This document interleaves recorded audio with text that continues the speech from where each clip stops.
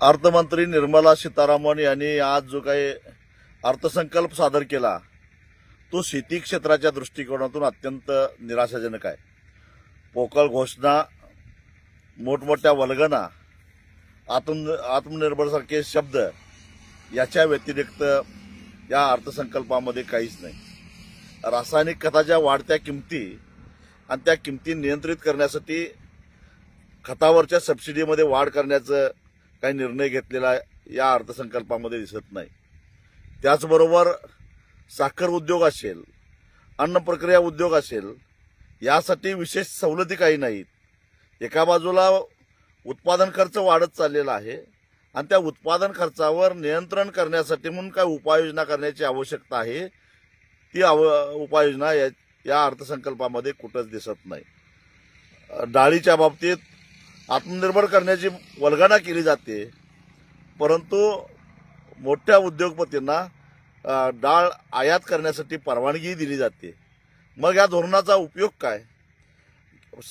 डाळ असो किंवा तेलबिया असो, या बाबतीत जर का आत्मनिर्भर करायचं असेल तर खऱ्या अर्थानं हमीभावाचा कायदा करून दिला पाहिजे। कारण जोपर्यंत शेतकऱ्याला मला हमखास गॅरंटेड एवढे पैसे डाळीतून, मग ते डाळ पिकं असतील, सोयाबीन असेल, तूर असेल, हरभरा असेल किंवा वाटाणा असेल, यातून मिळणार अशी खात्री त्याला होत नाही, तोपर्यंत डाळवर्गीय पिकाकडे शेतकरी वळणार नाही। तीच परिस्थिती तेलबियाच्या बाबतीतली आहे आणि त्या बाबतीत काहीच उपाययोजना केलेली दिसत नाही। किसान क्रेडिट कार्ड 3 लाखावरनं 5 लाख रुपये केले, परंतु कर्ज वाढवून काय उपयोग? आधीच शेतकरी कर्जबाजारी झालेला आहे आणि ज्यांना खरोखरच कर्जाची आवश्यकता असते, या किसान क्रेडिट कार्डामध्ये 12 महिन्याच्या आत कर्ज परत करावं लागतं, तरच 0% व्याजाचा फायदा होतो। परंतु केळी आणि ऊस पिकवणाऱ्या शेतकऱ्यांना 12 महिन्यामध्ये कर्ज परत करणं शक्यच नाही। मग ह्या योजना नेमक्या कुणासाठी आहेत, कशासाठी आहेत? साखर उद्योगाच्या संदर्भामध्ये काहीच नाही।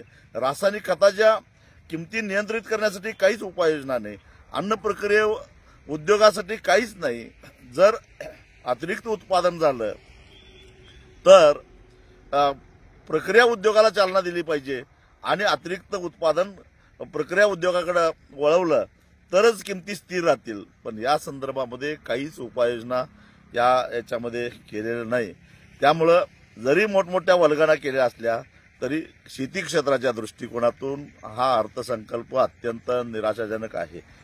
एका बाजूला इथेनॉलचं उत्पादनाकडे वाढ करायचं सरकार संकल्प करतंय, पण इथेनॉलच्या किमती वाढवून देत नाही। त्याचबरोबर साखरेचा जी बेसिक किंमत आहे ती वाढवत असताना सरकार कचरतंय। मग एकूणच उद्योगाला चालना कसं मिळेल, रोजगार कसा तयार होईल, हा सगळा अनुत्तरित प्रश्न आहे। कापसाच्या बाबतीतही तेच आहे।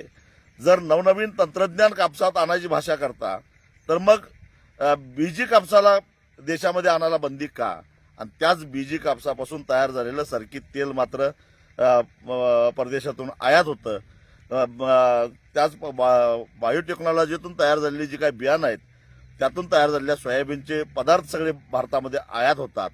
मग इथल्या शेतकऱ्यांना तंत्रज्ञानाचं स्वातंत्र्य का नाही, हा माझा केंद्र सरकारला सवाल आहे।